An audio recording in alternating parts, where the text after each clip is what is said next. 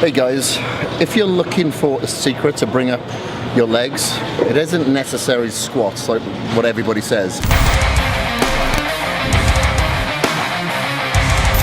So what I'm going to do here is use a 45-degree leg press, and my tip here is instead of going bilateral as we always do, try unilateral. Instead of distributing your mind-muscle connection and your neuromuscular pathway 50% to each leg, how about focusing 100% onto one leg and then the other? You'll put your feet into a normal shoulder width stance, lift the weight off, rack it, then bring one leg back.